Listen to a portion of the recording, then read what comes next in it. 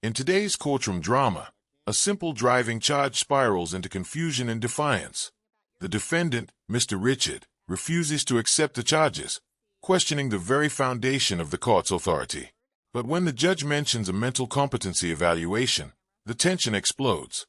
This isn't just a traffic case, it's a clash between law, logic, and disbelief. Mr. Richard, are you able to activate your camera? I can, but I'm moving stuff around at the same time. Okay, well, we can talk. Multitask. Well, let's just go ahead. I don't know if you were listening in when we were talking about your case. As you know, we've been waiting for the doctors to talk with you to see whether or not you're able to go forward on this matter. And there is now a date set for your interview. I don't understand. What am I meeting with a doctor for? They need to ascertain whether you can understand the nature of the charges and whether you're able to assist your attorneys. It's a two-prong test. So that's what we've been waiting for. I understand the nature. I'm trying to figure out the cause. You guys never tell me. Figure out what? I understand the nature of this case. I'm trying to. The hearing begins with uncertainty. Mr. Richard joins remotely, his camera flickering as he moves around. The judge calmly reminds him they've been waiting for doctors to determine his mental competency. But Richard interrupts, confused and defensive. He doesn't understand why he's meeting a doctor or what the evaluation is for. The judge explains they need to see if he understands the nature of the charges and can help his attorneys. The courtroom falls silent as Richard questions everything. Figure out the cause of this case. Like, what are we here for? Well, you've been charged with the criminal offense of driving while your license is suspended in the third degree and operating a vehicle without the required ignition interlock device.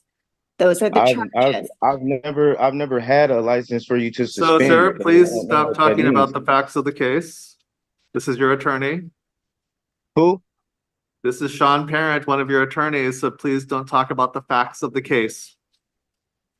Well, I'm not denying any of the facts. I'm just letting you know I'm letting you know what I understand is what I'm saying. She asked me if I understand, and I'm trying to answer the question. I'm letting her know what I understand, and I'm trying to figure out what's making me. What are you trying to call it? Incompetent? Is that what you're trying to say I am?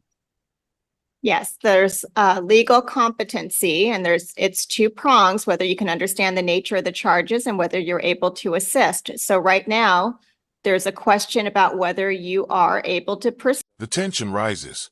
The judge reminds him he's charged with driving while suspended and operating without an ignition interlock device.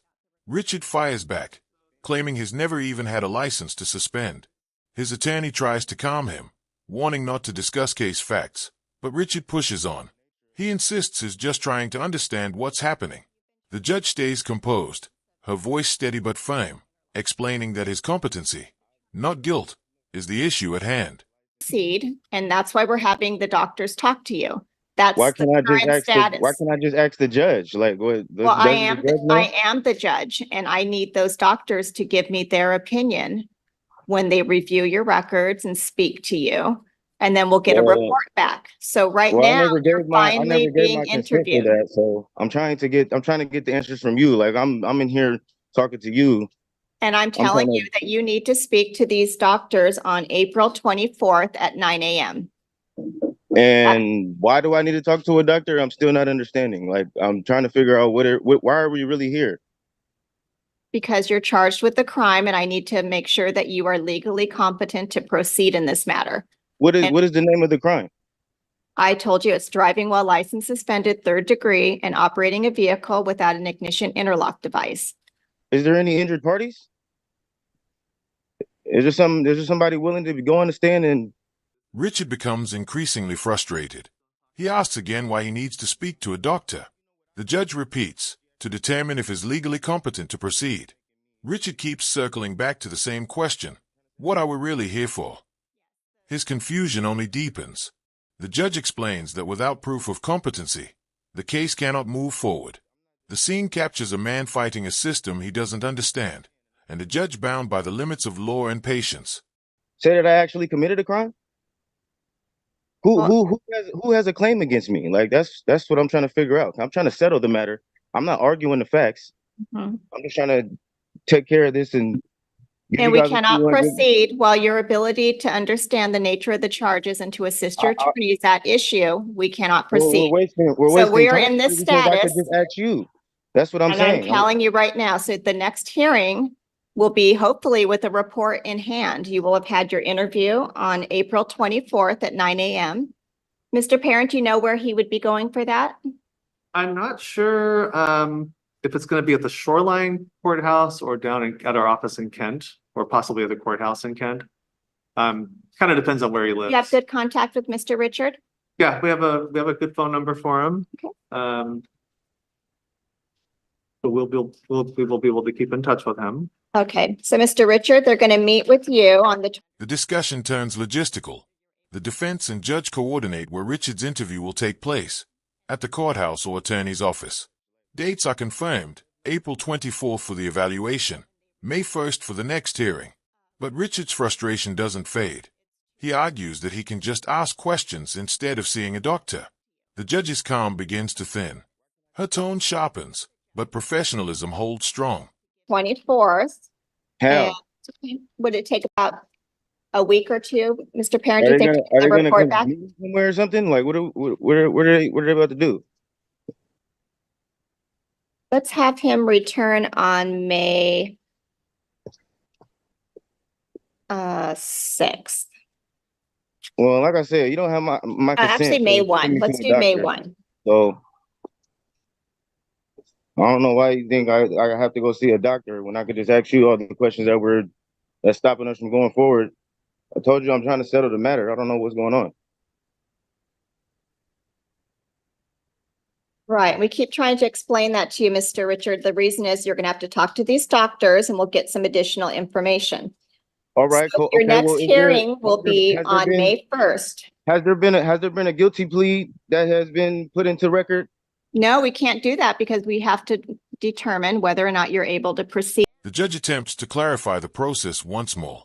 She explains that no plea can be entered until his competency is confirmed. Richard is shocked to learn that a not guilty plea was already filed on his behalf. Who put that in? He asks, disbelief in his voice. The judge explains it was entered automatically during his first appearance. Richard's confusion turns into protest. He insists his attorney must follow his wishes. The judge quietly notes this as further evidence of why evaluation is necessary. In this case. So there is no plea that's been put in filed. There's a plea of not guilty that's been entered. And who put that in? You had a first appearance and you are unable to plead guilty. So a not guilty plea has been entered on your behalf and we are waiting to have the doctors talk to you. And How this has can been going somebody- on for quite some time, Mr. Richard. How can somebody put a plea in for me? That makes no sense. Doesn't the attorney have to do what I ask them to do, or they're acting in dishonor if Well, they don't do what I tell them to do? All of this confusion that's going on right now is many examples of why we need this evaluation to take place. So No, I how? need you, we're going to Because I end have your questions hearing, for the judge? Mr. Richard. I have questions for the judge, and you're just saying that I'm incompetent. Like, why can't I get the answers from you? Do you not know your own laws? I cannot go forward until I get a report from the doctors. And why is there a doctor that? Richard's tone shifts from confused to confrontational. He accuses the court of acting in dishonor and insists on getting answers directly from the judge. Do you not know your own laws? He demands. The judge maintains composure, stating once again, they must wait for the doctor's report before proceeding. Richard can't accept it. He argues this is a traffic issue. So why involve mental health professionals? The judge listens silently, her patience visibly tested. Needs to be involved in this. This is what do you say? A traffic matter? Okay, I'm going to conclude this hearing. I believe that we need a report from the doctors based upon your answers, and this has been going on for I just quite told you, like, some I'm not denying any of the facts. So why do we need to see a doctor? Can I just pay for can I just settle the fines that you have in there's this case? a Can I criminal just do that charge and with get this over jail. with? Huh? All right, so What'd you say? it's a criminal charge with jail. It's not just paying a fine, Mr. Richard. So we are going to set this over. May 1st will be the next date you come back to court. And I will Well- ask that you follow through and attend that evaluation on April 24th. You just And told me that this was Mr. criminal, Parent right? is going to make sure you know where you need to go. But you just told me this was criminal, right? So why can't I just settle the fines? Because criminal is not about fines. This court will move forward according to law. Competency must be established before justice can proceed. We are adjourned.